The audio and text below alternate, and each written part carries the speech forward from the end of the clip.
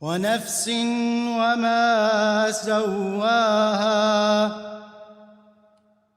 فألهمها فجورها وتقواها قد أفلح من زكاها وقد خاب من دساها قد أفلح من زكاها وقد خاب من دساها كذبت ثمود بطغواها إذ انبعث أشقاها فقال لهم رسول الله ناقة الله وسقياها فكذبوه فعقروها فدمدم عليهم ربهم بذنبهم فسواها ولا يخاف عقباها صدق الله العلي العظيم. صلى على محمد وآل محمد. Allahumma salli ala Muhammad wa ali Muhammad. Surah Al-Shams, ayahs 1 through 15. I swear by the sun and its brilliance, and the moon when it flows the sun, and the day when it shows it, and the night when it draws a veil over it, in the heaven and him who made it, in the earth and him who extended it, and the soul and him who made it perfect. Then he inspired it to understand what is right and wrong for it. He will indeed be successful who purifies it, and he will indeed fail who corrupts it. Samud gave the lie to the truth in their inordinacy, when the most unfortunate of them broke from it. So Allah, Apostle, said to them, leave alone Allah's she-camel and give her to drink. But they called him a liar and slaughtered her. Therefore their Lord crushed them for their sin and leveled them with the ground. And he fears not its consequence. Sallu ala Muhammad wa ali Muhammad.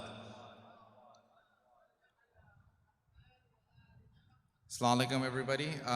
Just a few announcements. As this first area is starting to fill up, all the new people who are coming, I'm going to ask you guys to, there's a group, there's an area on the right, to my right, and there's also an area to my left that we're going to start directing people there. The people who are just outside of this area, I'm going to ask you guys to kind of move in so we can have in one area, because each section have to be 100 feet apart, just according to county guidelines. So if you guys can please just kind of squeeze in. Appreciate that. Please do maintain your mask throughout the program and stay 6 feet apart from anyone who's not your family.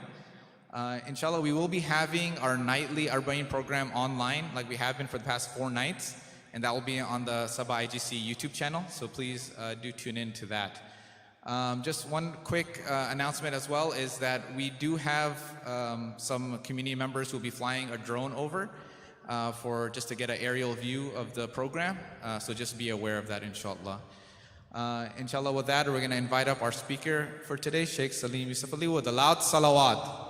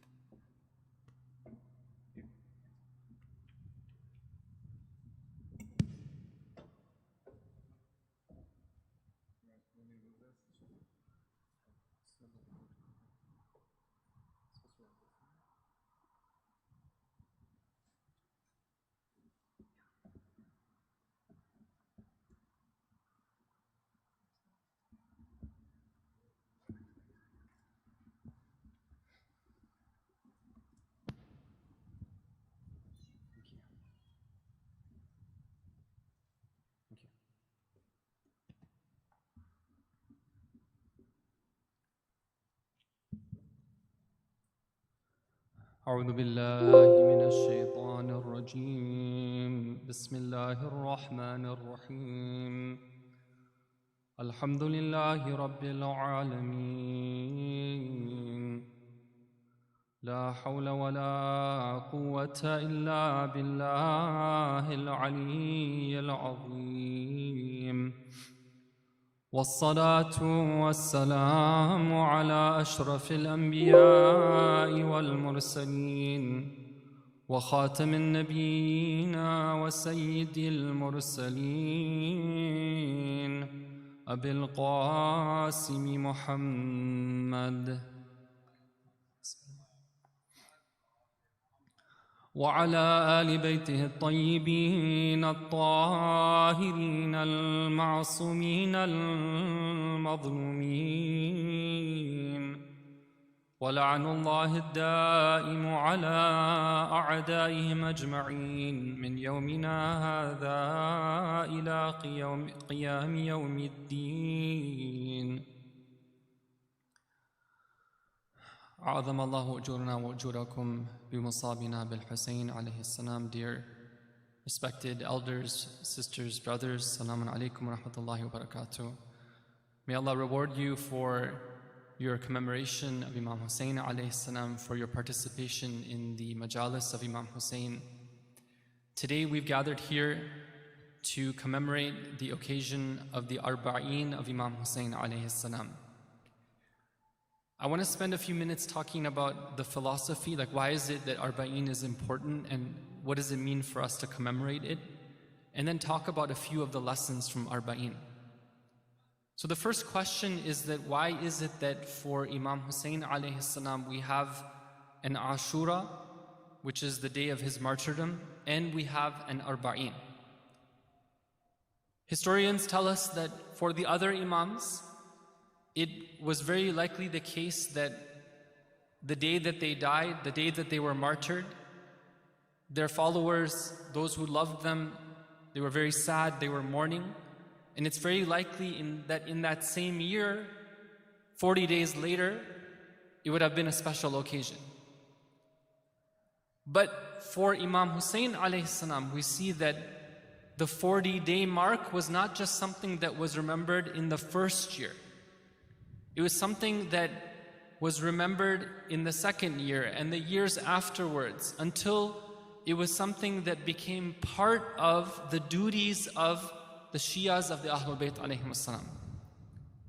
That they should commemorate not only the day of Ashura, the day of martyrdom, but also they should commemorate 40 days later, the Arba'in of Imam Hussein alayhi salam. Scholars have said, given different reasons for why this is the case. Some of them say that, well, the Ahlul Bayt alayhim salam, they know best what is the best thing to do at what time. And they want to teach us those things that will give us the most opportunities and take us closest to Allah in the best way possible. And they know that on the 40th day, for somebody to take out time to remember Imam Hussein, to send salam to him, that's something which has huge benefits for them. And so that's why we're told to do it on the day of Arba'in. But other scholars have given other philosophies, and I want to mention one of the perspectives of one of the great scholars who's alive today. He says that we have the message and then we have the messenger. The message of Ashura itself was something that was extremely, extremely phenomenal and extremely profound. And nowhere in history do we have somebody who stood up for the truth and had to sacrifice in the way that Imam Hussein alayhi salam did. However, had it not been for the messengers, meaning Imam Zain al-Abidin alayhi salam, Sayyidah Zainab salamullahi alayha, and the rest of the caravan, the message itself would have disappeared in history. It would have been buried away. But it just so happened, the way things worked out, with the help of Allah, that the caravan of the Ahlul Bayt was taken to the darkest cities on earth. where there was no presence of truth, where batil was in charge and batil was leading the way. And in those places, the light of truth was able to be spread by the family of the Ahlul Bayt, by the speeches of Sayyidah Zainab and the speeches of Imam Sajjad alayhi salam. In Kufa, in Sham, in Medina, they were able to convey the message of Ashura. And so, because of a way of commemorating and honoring what they did and giving importance to it, we're told that we have to remember everything that happened twice. Once on the day of the Shahada, and once 40 days later, because it was 40 days where they had been traveling and they had been teaching people and they had been crying for what took place. And you see that people who go for the Ziyarat of Arba'in, they have both of these perspectives. I don't know if you've had the honor of participating in this incredible Ziyarah of Arba'in. If you haven't, may Allah Ta'ala give you all the opportunity to go soon. If you have, then may Allah Ta'ala give you all the opportunity to go once again. It's truly the journey of a lifetime.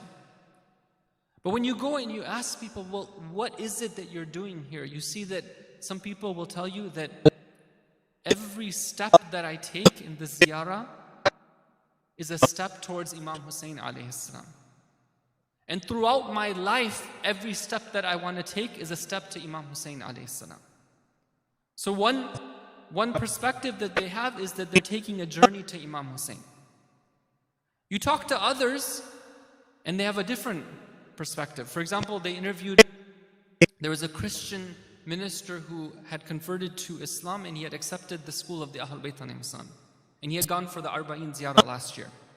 So they interviewed him. They said that, what do you think about this journey and all the troubles that you faced along the way? Obviously it's not easy to walk for 3 days, and what happened? So he says that undoubtedly it was difficult. The whole trip from Najaf to Karbala, it was difficult. However, the way that I approached the walk was that I imagined that I was alongside the caravan of the Ahlul Bayt. And I was thinking about the difficulties that they had to go through in this trip that they went from Karbala to Kufa to Sham. And when I thought about that, and I thought about Sayyidah Zainab's statement, "Ma ra'aytu illa jamila," the only thing I saw was beauty, that's what made it easy for me. I didn't see those difficulties. Meaning what? Meaning that there are people who approach this ziyarah from either of these perspectives, from the Ashura perspective, or from the Arba'in perspective, or even both. Our whole life is a journey of getting closer to Imam Hussein and everything that he stood for. And our whole life is a journey of trying to convey the teachings of Imam Hussein, convey the message of Imam Hussein to others, just like Sayyidah Zainab alayhi salam and Imam Sajjad did. So this is a bit of the philosophy behind the day of Arba'in.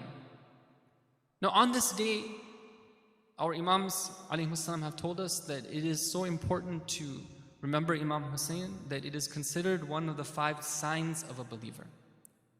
Imam Sadiq alayhi salam, one of his companions, comes to him and he says that, well, how should I visit Imam Hussein? What should I say to him on this day? And Imam Sadiq alayhi salam gives him the text of what has become known as the Ziyarah of Arba'in. I wanted to take a few moments or some minutes, inshallah, to talk about a couple of the phrases from this incredible Ziyarah. It's very powerful, it's very rich with teachings. If somebody wants to study, well, what does it really mean to be a Shia? Like, what is our responsibilities? They can look at the Ziyarah. It's not very long, but it's filled with rich, powerful teachings. One of the lines from the Ziyarah is the following. We say to Imam Hussein, فَمَعَكُمْ مَعَكُمْ لَا مَعَ عَدُوِكُمْ. O Imam Hussein, I want to be with you. I want to be with you. I don't want to be with your enemies. Let's look at this statement a little bit more in more detail. What does it mean to be with Imam Hussein alayhi salam? And what does it mean to do ziyarah of Imam Hussein alayhi salam? If I can ask you to say salawat ala Muhammad wa ali Muhammad.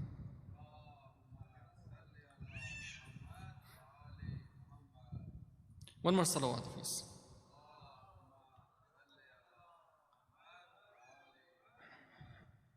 Inshallah, one more salawat to attract the special attention of the Imam of our time to this gathering.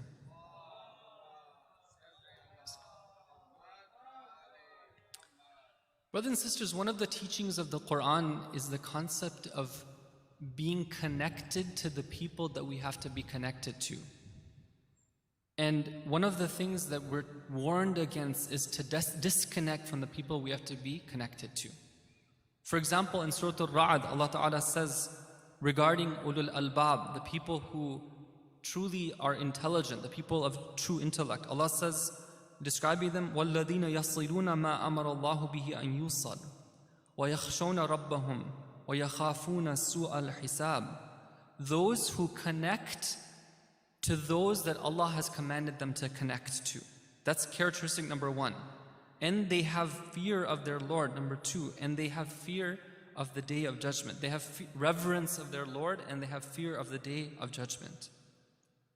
For these people, Allah says, Salamun alaykum bima sabartum fa ni'ma uqba dar. In the hereafter, Allah sends salam on them. They're going to be in a good situation. And then Allah talks about the opposite. Who are the other group? وَيَقْطَعُونَ مَا أَمَرَ اللَّهُ بِهِ أَن يُصَلْ. These are the people who cut those ties that Allah has ordered to cut. Now, normally when we talk about being connected and having ties, the first example that comes to our mind is our near relatives. One of the very important teachings of Islam is that we have to be connected to our family members. It's one of the great sins is to cut off and say that I have nothing to do with the people who Allah has made me close to. He has created me in a way that I'm close to them. But there's another type of tie which is extremely important, which has even more importance than the connection we have to have with our families. And that is the tie that we have with the Imam of our time and with the Ahlul Bayt in general. The Ahlul Bayt wanted us to be close to them, to be connected to them at all times. The same way that we're supposed to be connected to Allah at all times. In fact, you could say that the way that we can be connected to Allah is by being connected to the Ahlul Bayt alayhim as-salam. I'll give you a few examples, beautiful examples from the ahadith of the Ahlul Bayt. We have one hadith which is reported from Rasulullah sallallahu alayhi wa alayhi. Salawat, please. It's a hadith and he reports it from Allah. He says that Allah says the following: Man ahdatha wa lam yatawadda faqad jafani. Whoever, let's say that somebody does something and they are no longer in the state of wudu. So this hadith says what? That whoever does that and does not do wudu, then they have broken their tie with me. That's what the hadith says. Number one. وَمَنْ تَوَضَّأَ وَلَمْ يُصَلِّ رَكْعَتَيْنِ فَقَدْ جَفَانِ. Whoever does wudu and does not recite 2 rak'ahs of prayer, they have cut off from me. Who says that? Allah says that. They have cut off from me. وَمَنْ صَلَّى رَكْعَتَيْنِ وَلَمْ يَدْعُنِي فَقَدْ جَفَانِ. Whoever recites 2 rak'ah prayer and they don't make dua and they don't ask me something, then they have cut off ties from me. وَمَنْ أَحْدَثَ وَتَوَضَّأَ وَصَلَّى وَدَعَى وَلَمْ أُجِبْهُ فَقَدْ جَفَوْتُهُ. Whoever does something to leave the state of tahara and they do wudu and they recite 2 rak'ah prayer and they make a dua and I do not answer their dua, then I have cut off ties from them. Who says that? Allah says that. But then he goes on to say, وَلَسْتُ بِرَبٍّ جَافٍ. I am not a Lord who is one to cut off from His servants. That's not the type of, Allah would not be Allah if He had that type of characteristic. He is the Lord of mercy and forgiveness. What does that tell us? It tells us that Allah Ta'ala wants us to have that type of connection with Him at all times. How many times does it happen that, we're busy, we're occupied, we say our prayers, and then we just leave? We're told that one of the best times of making dua is after our prayer. We just leave, we walk away, as if we don't need anything in our lives. We're totally fine. As if we have a guarantee that it's going to be fine for us in the future, in this world, and in the hereafter. If you think about it logically, it doesn't make sense because the needs that we have are infinite. If we can't identify that the problem lies with us. Allah Ta'ala wants it to be the case that we're always in touch with Him, we're always asking Him. That same type of relationship He wants us to have with His awliya, with those who are close to Him. I'll give you an example. This is a hadith that's reported from Rasulullah. He says that, Man ata Makkata hajjan, whoever comes to Makkah for Hajj, walam yazurni ila al-Madina, and who does not then go to Medina to do ziyarah of me, he says, jafawtuhu yawm al-qiyamah. On the day of judgment, I will turn away from him. Why? The Prophet is not ever going to turn away from somebody just like that. The Prophet is the Prophet of mercy, rahmatun lil alameen. But the Prophet is going to do the reaction of what somebody does to him. Meaning what? Meaning that somebody who just goes for Hajj, for example, and they don't have any valid excuse. They just leave aside doing the ziyarah of Rasulullah. That person on the day of judgment, the Prophet will be like, well, you don't have anything to do with me. You weren't connected with me. You didn't have that desire to come and see me. But then he goes on to say, whoever comes to me and visits me, that person, it is wajib for me to give them my shafa'ah on the day of judgment. And whoever it is wajib for me to give them shafa'ah, then it is wajib for them to enter Jannah. Because after all, if the Prophet intercedes on their behalf, then they're going to go into Jannah. And then he goes on to explain the other benefits of visiting him. What is the point, brothers and sisters? The point is that the Ahlul Bayt, one of the ways they want us to make sure we don't cut off from them is to always being in a state of ziyarah to them. I'll give you another example. It's from Imam Sadiq alayhi salam. He says, Zurul Hussein, وَلَا تَجْفُوهُ فَإِنَّهُ سَيِّدُ شَبَابِ أَهْلِ الْجَنَّةِ. Go and visit Imam Hussein alayhi salam. Do not cut off ties from him, because he is the leader of the youth of paradise. Meaning what, brothers and sisters? That the ziyarah of Imam Hussein is so important that it's considered, if somebody leaves it aside, if they stop the ziyarah of Imam Hussein, it's as if they cut off ties from Imam Hussein alayhi salam. We're told in another hadith that Imam Sadiq alayhi salam asks his companion, Sadir, he says, Ya Sadir, atazurul Hussein fi kulli yawm. Do you visit Imam Hussein every single day? Now, Sadir is living, for example, in Kufa, let's say, or in Medina. Imam Hussein is in Karbala. Do you visit him every day? He says, I can't visit him every day, no. So he says that, okay, well, ma ajfakum. How, meaning what? Meaning that how much you've cut off your ties from him. How can you not visit him every day? Then he goes on to ask, afadazuruhu fi kulli shahr. Do you visit him every single month? He says that, no, I can't go to visit him every month either. So he says, well, what about every year? He says that, well, maybe I could do that. He says that, ma ajfakum. You've cut off ties from Imam Hussein alayhi salam. Don't you know that Allah Ta'ala has appointed 1,000,000 angels around his shrine? And then he goes on to explain all the benefits of visiting Imam Hussein alayhi salam. So then Sadir tells him, oh, my master, how can I go to visit him so much? After all, I live so far away. So he says that, no, it's not what you think. Just go, for example, Imam alayhi salam gives me, he says, go to the top of your roof. You know, the idea is that what? Cut off from, whatever you're doing, take some time out, and go and say to him, Assalamu alayka ya Aba Abdullah. Assalamu alayka wa rahmatullahi wa barakatuh. And he says, if you do that, then you will be counted as having done a ziyarah of Imam Hussein. Brothers and sisters, what do we understand from this? Does it mean that, okay, that the Ahlul Bayt wanted us to say salam to Imam Hussein every day? Yes, they did. But beyond that, the idea is what?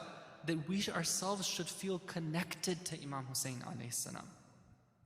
And that connection is something which is so powerful, it can be life transforming. When we're connected with people like the Ahlul Bayt, then suddenly our perspective of what's right and wrong, it changes. When we're talking to them, we realize that we have a source of help. We have a standard to aspire towards. When we look at the lives of the true Shias and companions of the Ahlul Bayt, that connection they had with them was something that they used to transform themselves. I'll give you an example.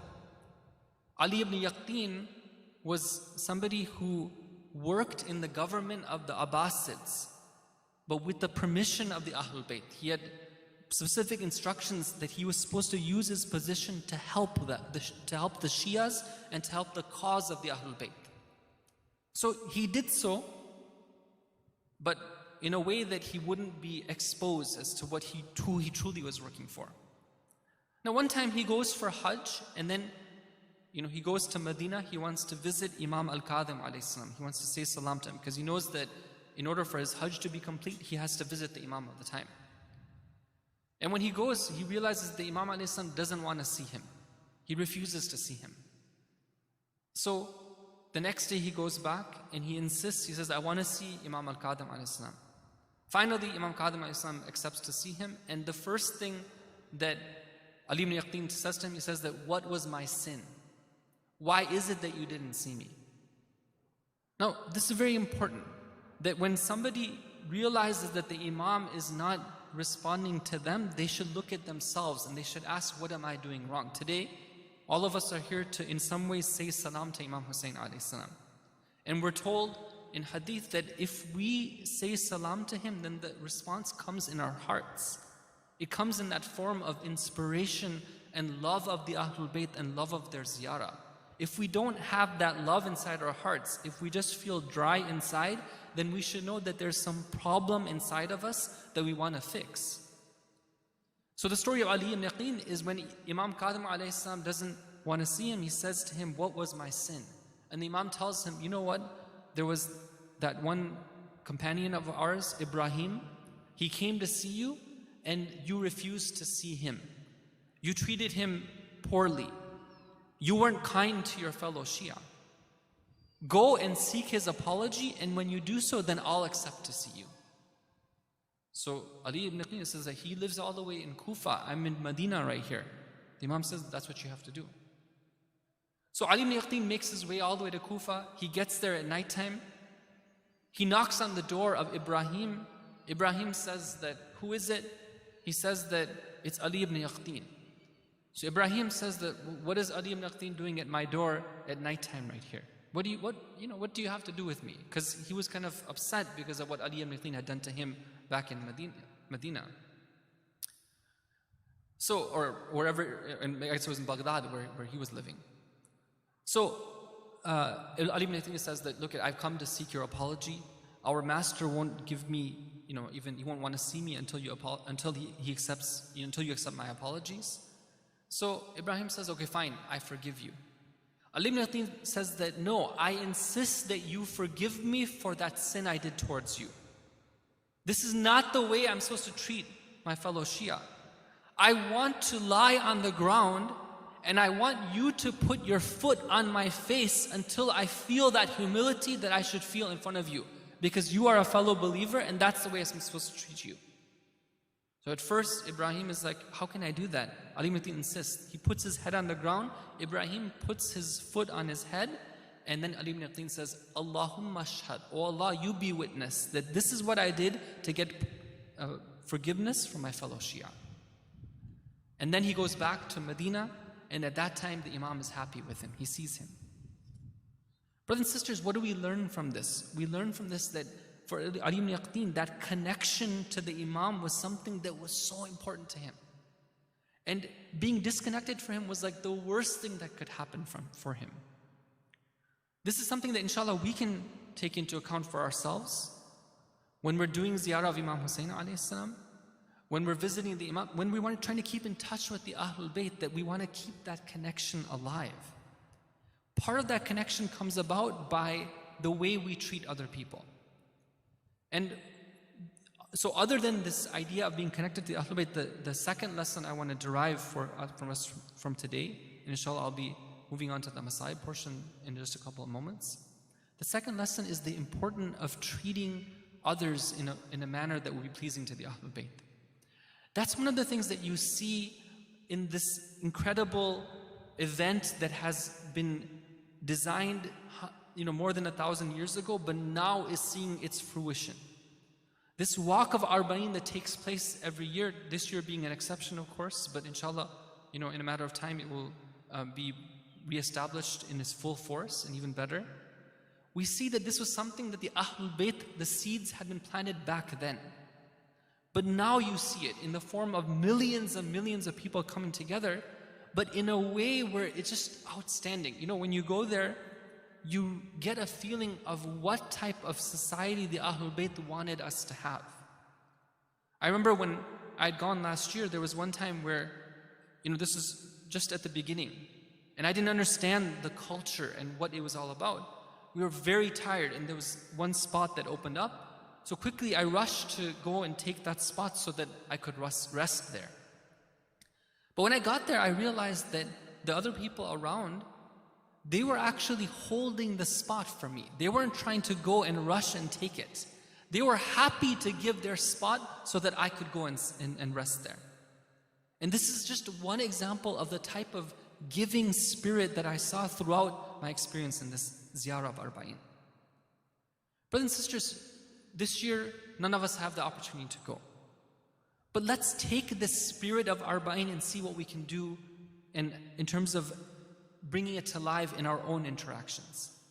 At home, with our fellow community members in these type of gatherings. Let's practice the spirit of making Imam Hussein be our destination and making the akhlaq of Imam Hussein alayhi salam and doing things for his sake be the way that we operate with each other. Arba'in is a time for us to reflect on the way that we treat our family members and to say that, well, how much of this reflects the spirit of Arba'in?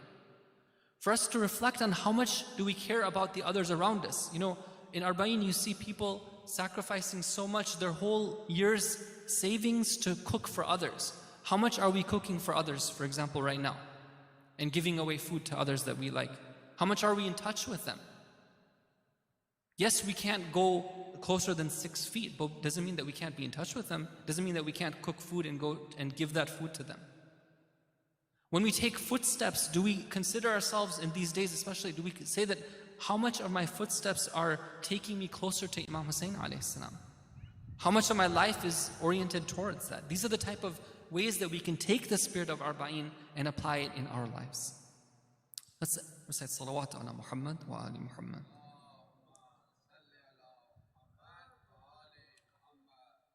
So brothers and sisters, just to summarize today, we talked about the philosophy behind Arba'in and how it has a very important role in terms of commemorating the messengers of the message and the idea of being connected to the Ahlul Bayt alayhim as-salam and using that as a way of improving in the spirit of Arba'in. Now, I want to spend some minutes, inshallah, talking about the story of Arba'in, and then inshallah we'll move on to the Latmiya portion.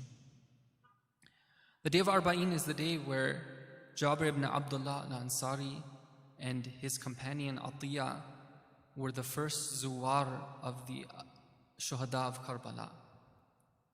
They left Medina and they knew that Yazid and his spies would be aware of their movement. Jabir ibn Abdullah al-Ansari was not an ordinary person. What he did and what he said was of extreme importance. People knew of Jabir's status. They knew that he was a companion of the Prophet. In one hadith of the Imams, we're told that there were 7 people who were given permission to accompany the janazah of Sayyidah Fatima alayhi salam when she was buried. One of them was Jabir ibn Abdullah al-Ansari. And in one hadith, we're told that it's because of people like him that rain falls on the earth. He was not an ordinary companion. Despite knowing that his life and Atiyah's life would be in danger, he goes for ziyarah of Imam Hussein. He doesn't care about his life. There's something that he needs to set a precedent for. He knows that his duty is to go for the ziyarah. And when he gets to Karbala, the scene is something that is overwhelming for him. When he goes and he comes near the grave of Imam Hussein alayhi salam himself in person, he becomes unconscious. The grief is too much for him. Atiyah is worried. He takes some water and he sprinkles it on the face of Jabir. And Jabir then, he gets his consciousness back again. And 3 times he cries out, Ya Hussein, Ya Hussein, Ya Hussein. And then he asks this question, Habibun la yujibu habiba. Why is it that the one who is the beloved is not answering the one who loves him? Jabir ibn Abdullah Ansari is doing his own majlis and his own rozeh, his own zikr musibat. He's doing the culture of majalis, the same one that we're having right now. He answers himself, وَأَنَّا لَكَ بِالْجَوَابِ وَقَدْ شُحِتَتْ أَوْدَاجُكَ عَلَىٰ أَثْبَاجِكَ. How can you possibly respond, O Hussein, when your head was severed at the veins and your body has been separated from your head? And then he goes on to explain that I know who you are. I know you are the son of Fatima. I know that you were the one who was the grandson of Rasulullah. Assalamu alayka ayyuhal arwah allati hallat bifina al-Husayn. He sends a salam to all those souls who were buried near Hussein alayhi salam. And then Jabir ibn Abdullah al-Ansari says, وَالَّذِي بَعَثَ مُحَمَّدًا بِالْحَقِّ نَبِيًّا لَقَدْ شَارَكْنَاكُمْ فِي مَا دَخَلْتُمْ فِيهِ. I swear by the one who sent Muhammad as a prophet that we were with you and we participated you in everything that you participated in. Atiyah looks at him. He says, "Oh Jabir, what are you saying? These are the ones who entered into the valley of Karbala. These are the ones who had to fight. These are the ones who picked up their swords and fought against the enemy. These are the ones whose heads were separated at their necks. These are the ones whose children were orphaned. How can you say that we were with them?" And then Jabir ibn Abdullah al-Ansari says to Atiyah, "Oh Atiyah, I heard from my beloved Rasulullah that whoever loves people, whoever loves a nation, he will be with them on the Day of Judgment. And whoever loves their actions, it will be as if they participated in their actions. And I swear that my intention and the intention of my companions is the same as the intention of Imam Hussein and his companions." Ya laytana kunna ma'akum فنفوز معكم فوزا عظيما. السلام عليك يا أبا عبد الله. السلام على أسير الكربات وقتيل العبرات. One of the titles of Imam Hussein is that he is Qatil al-Abarat. What does that mean? There are some who, when they cry, they want other people to cry with them, like a child who wants attention from his or her parents. But when it comes to Imam Hussein, he wants us to cry, but why? We need to cry for ourselves. The hearts become hard, the mercy leaves them. Imam Hussein was martyred so that generations after him, they could keep their hearts alive by remembering him. Brothers and sisters, the days are passing. We will soon bid farewell to Muharram and Safar. Let's take this opportunity to shed a tear for Abu Abdullah al-Hussein. We're told, according to some reports, there were some other zuwar of Imam Hussein on this day.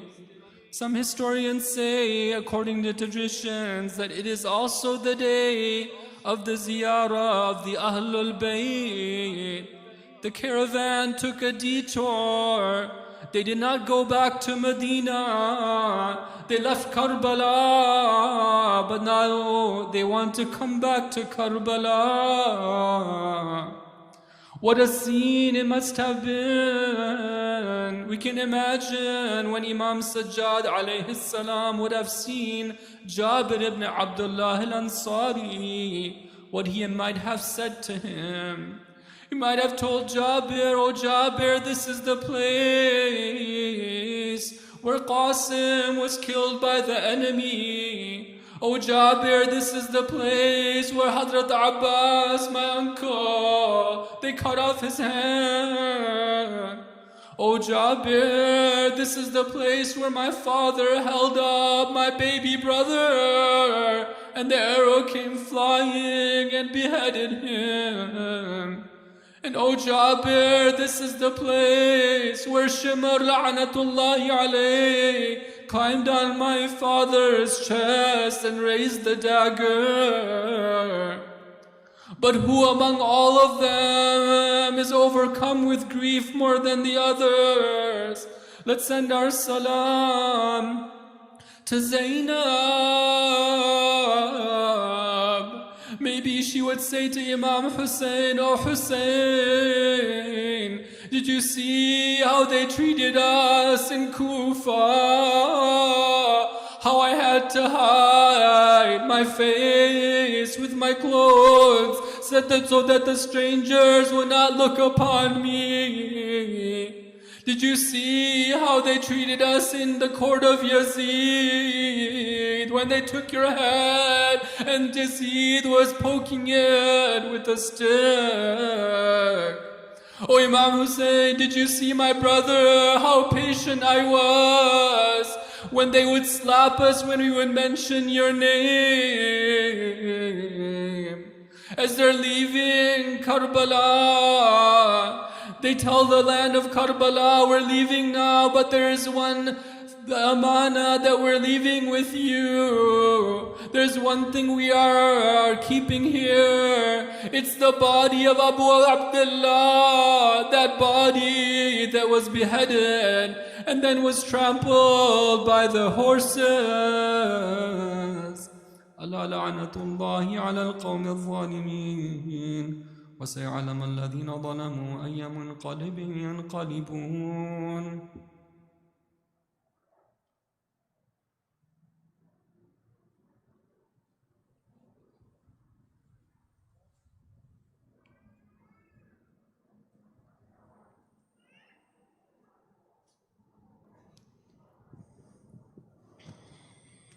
السلام عليك يا أبا عبد الله. I am the dust beneath the dust of your land. I am a beggar to you, I'm reaching my hand. You are the sun behind the clouds, though far you are near. Even if I don't see you, I know you are there. I am drowning, you're the air. You're my comfort in my fear. And I wrote your holy name on every tear. I'm at your door. I'm at your door. And I am knocking, pleading, let me in to your remorse. If you turn away from me, I will lose my every hope, my only hope. I'm at your door. I'm at your door. And I am knocking, pleading, let me in to your remorse. If you turn away from me, I will lose my every hope, my only hope. Heart, I will shackle you in chains. If you forget Hussein's name, I will sever from you that eyes. I will deny you light years if you cannot shed a tear. Sitting the head on a spear chest, I dare you if you dare. Call out anyone else, dear. I will deny from you air. He is all I have ever known. My heart is under his dome, beating for Arbaeen. Oh, my master, lend me your holy hand moment. Take me to your land moments. Allow me to breathe moments. Hussein, Hussein. As soon as I reach you, I'll wail and beseech you. بين الحرمين. As soon as I reach you, I'll wail and beseech you. بين الحرمين. So don't you blame me if I go crazy when Zainab raised me. Sakina trained me.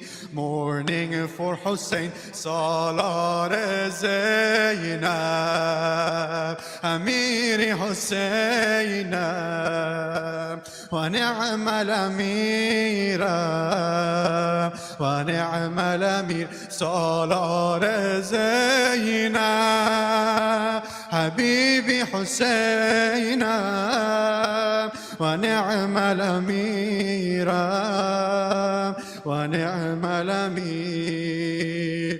Send me to Karbala, leave me there. Send me to Karbala, leave me there. Send me to Karbala, leave me there, leave me there. Send me to Karbala, leave me there. Send me to Karbala, leave me there. Send me to Karbala, leave me there, leave me there. Hussein, boy, Hussein, boy, Hussein, boy, Hussein, boy. I'm calling Hussein now, beating the chest to ease the pain. I'm calling Hussein now, beating the chest to ease the pain. Bainul Haramain, I will lose my voice calling your name. Bainul Haramain, I will lose my voice calling your name. Hussein, boy, Hussein, boy, Hussein, boy, Hussein, boy, Hussein, boy, Hussein, boy, Hussein, boy, Hussein, boy. Karbala, Mawla, Mawla, Mawla, Mawla. The son of Zahra, Zahra, Zahra, Zahra. Karbala, Mawla, Mawla, Mawla, Mawla. the son of Zahra, Zahra, Zahra, Zahra, martyred, martyred, martyred, martyred, martyred, martyred, martyred, martyred, martyred, martyred, martyred, martyred. Oppress Hussein, alone Hussein, stretched Hussein, thirsty Hussein, facing the Qibla, with our hearts in Baynul Haramain. When we stand towards Abu Abdullah,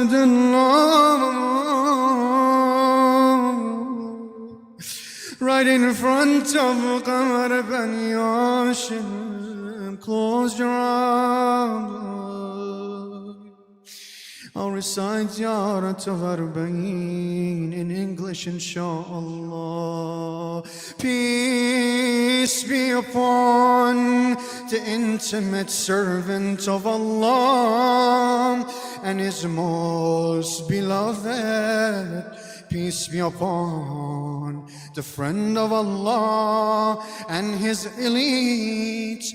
Peace be upon the choice of Allah and son of His choice. Peace be upon Al-Hussein, the wronged and martyred. Peace be upon the captive of agonies and victim of the shed tears. Oh Allah, I do bear witness that he is verily your deputy and son of your deputy, your choice and son of your choice, and the winner of your honoring. You have honored him with martyrdom, endured him with happiness, privileged him with legitimate birth, made him one of the chiefs, one of the leaders, and one of the defenders of your religion, gave him the inheritances of the prophets, and chose him as argument against your created beings and one of the prophet's successors. So he called to you flawlessly, gave advices, and sacrificed his soul for you to save your servants from ignorance and the confusion of straying off. Yet those who were seduced by this worldly life, who sold their share of reward with the lowliest and meanest, retailed their hereafter with the cheapest price, acted haughtily, perished because of following their desires, brought to themselves your wrath and the wrath of your prophet, and obeyed the dissident and hypocritical servants of you and the bearers of the burdens of sins who deserve hellfire. All those supported each other against him. However, he fought against them painstakingly, with steadfastness, expecting your reward, until his blood was shed on account of his obedience to you, and his women were violated. So, oh Allah, pour heavy curses on them and chastise them with painful chastisement. Peace be upon you, O son of Allah's messenger. Peace be upon you. O son of the chief of the Prophet's successors. I bear witness that you are verily the trustee of Allah and the son of His trustee. You lived with happiness, passed away with praiseworthiness, and died missed, wronged, and martyred. I also bear witness that Allah shall inevitably fulfill His promise to you. Exterminate those who disappointed you and chastise those who slew you. I also bear witness that you fulfilled your pledge to Allah and strove hard in His way until death came upon you. So may Allah curse those who slew you. May Allah curse those who wronged you. May Allah curse the people who, when informed about that, were pleased with it. Oh Allah, I do ask you to witness for me that I am loyalist to those who are loyalist to Him, and enemy of those who are enemies of Him. May my father and mother be accepted as ransoms for you. O Son of Allah's Messenger, I bear witness that you were light in the sublime loans and purified wombs. The impurities of the ignorance era could not object you to filth, nor could its murky clothes dress you. I also bear witness that you are one of the mainstays of the religion, the support of Muslims, and the haven of the believers. I also bear witness that you are the God-fearing, pious, pleased, immaculate guide and well-guided Imam. And I bear witness that the Imams from your progeny are the spokesmen of piety and signs of guidance, the firmest handle of Islam, and a decisive argument against inhabitants of the world. I also bear witness that I believe in you all, and in your return I have full confidence in the laws of my religion and the seals of my deeds. My heart is at peace with you all. All my affairs are based on your commands, and my support for you all is already all set until Allah permits you. So I am with you, not with your enemies. Allah's blessings be upon you, upon your souls, upon your bodies. برحمتك يا أرحم الراحمين. السلام عليك يا أبا عبد الله وعلى الأرواح التي هلت بفنائك. عليكم مني جميعا سلام الله أبدا ما بقيت وبقي الليل والنهار، ولا جعله الله آخر العهد منا لزيارتكم. السلام على الحسين وعلى علي بن الحسين وعلى أولاد الحسين وعلى أصحاب الحسين جميعا، ورحمة الله وبركاته إلى أرواح المؤمنين والمؤمنات. رحم الله من يقرأ الفاتحة مع الصلوات.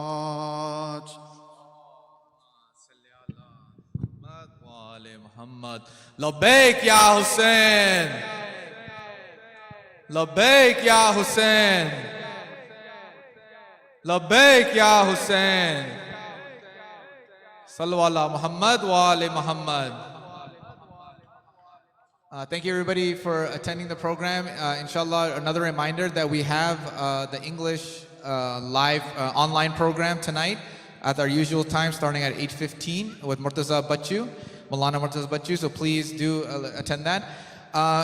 For exiting, if you guys can please exit towards the other driveway entrance in front of the white truck. Urdu community will be entering from the other entrance, so please do take your food and please exit in an orderly fashion. We're trying to get the next group in as quickly as possible and get them situated, so do please maintain your social distance and grab your food and please head to your car and don't linger too much, inshallah. Please do exit as quickly as you can so the next group can come in. If you're here for the Urdu program, you guys can, whoever was here earlier can move towards the center. We have 3 sections for sitting. One is the middle section here. One is the section on my left over here. They're marked down by blue X's on the ground. and one in front of the white truck. There's also blue X's there. So the Urdu community, please, if you guys can slowly come towards the middle. Thank you. Sallu ala Muhammad wa ala Muhammad.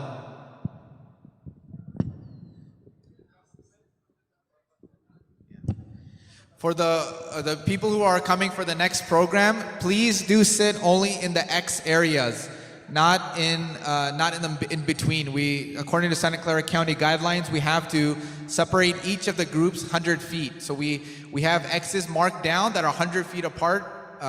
We have X's grouped together, and each group is 100 feet apart. So please do maintain that. Thank you.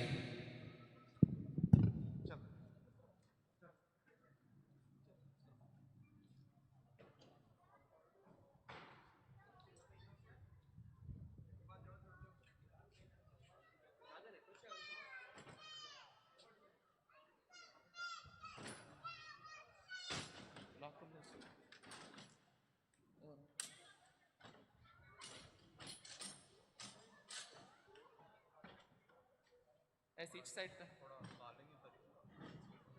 ये क्या है?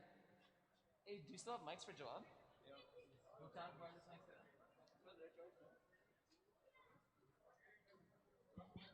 Test one, two, have. Test one, two, have. Test one, two, have. Test one, two. टूट गया ये भाई. Allah.